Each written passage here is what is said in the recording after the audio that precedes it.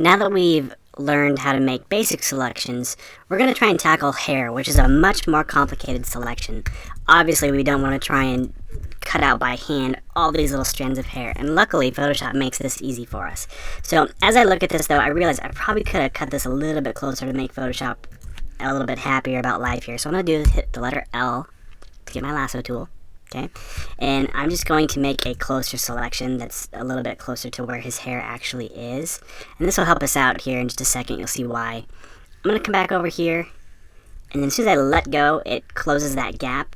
I'm going to make sure that's selected. I'll hit Alt Delete, Command D to deselect, or I could have gone up to select. Deselect, okay, and now I'm just going to keep working around here. And the reason why I'm only doing these little chunks and I'll hit Alt Delete is because if I had to try and trace all the way around, and then I'll hold down the space bar to move, and then keep coming over here, then I have to, if I just let go here, it closes the gap as a circle across his forehead, and I don't want to do that. So what I would have to do then is come back all the way around. I'm still holding down the mouse. I hit the space bar to move. I'm still holding down on the mouse to basically make this like loop shape, okay? So that's why I'm just quickly grabbing little chunks, hit Alt Delete, again making sure I'm still on my mask layer, and again just trying to get rid of some of that extra white space that I left. So over here it's not too bad, but we'll just remove a little bit of it, getting it closer to the hair that I want to select. And the reason why is what we're going to do now is I'm going to hit Command and click right on this mask. But hold on, Command, and click on the icon. It brings the selection back. And that's a shortcut actually you can use on any layer. If I Command click on anything, it'll put a selection around that layer. Quick detour, let's say I have a shape here, this random shape that I've drawn. If I hit Command and click on that layer, it puts a selection on whatever pixels it sees in there. Okay, so I'll delete that layer, I'll click back on my mask, I'll hold down Command, so I get that little tiny, I don't know if you can even see it, but that square on my hand cursor. I'll click once and my marching ants, my selection comes back.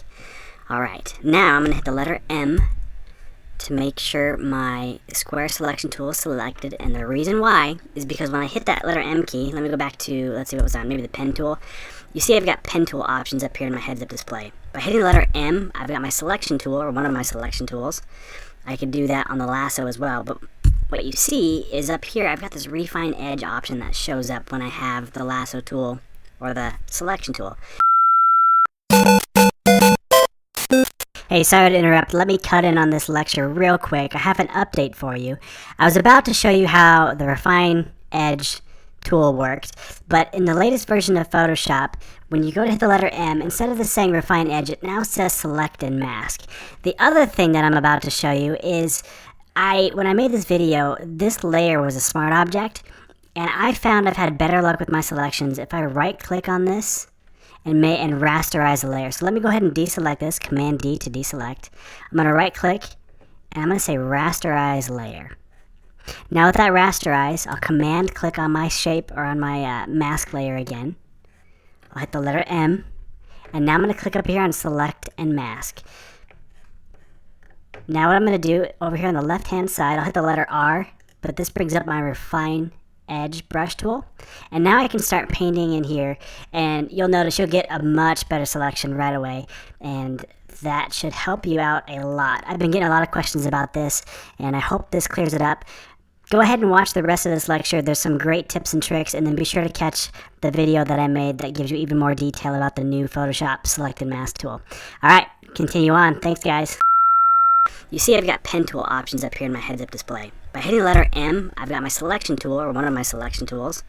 I could do that on the lasso as well, but what you see is up here I've got this refine edge option that shows up when I have the lasso tool or the selection tool.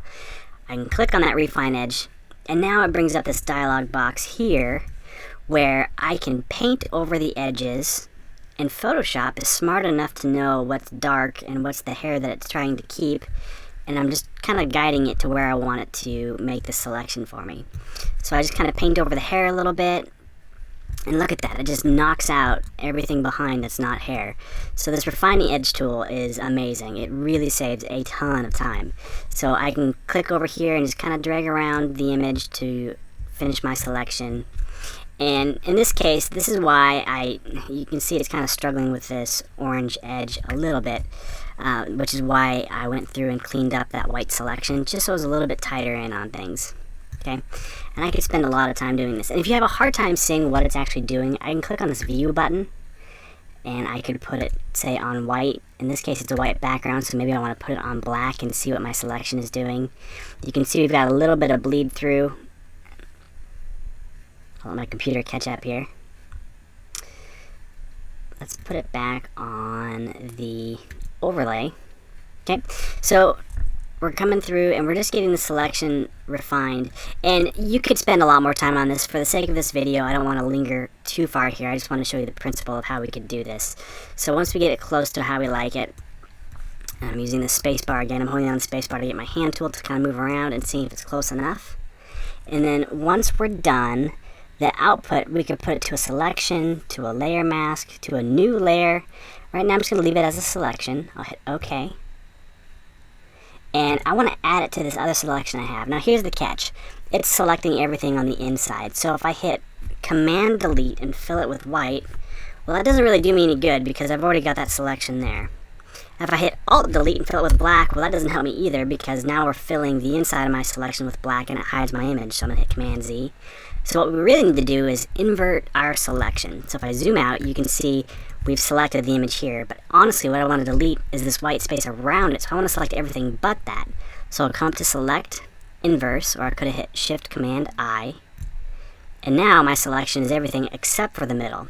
So I can add that to my mask here. I'll click here, I'm going to fill it with black, so I'll hit Alt Delete. And now you can see I've got a pretty good selection of his hair. And again, this is a man, look at that. You can see it's almost perfect. I could have done a better job up here, but we're just trying to blitz through this so you can get the principles and see how it's going. So once that selection is how you like it, now is the fun part. We can start adding images behind or working with layers to bring them in front of or behind different text elements. And we're going to go ahead and do that in the next lesson.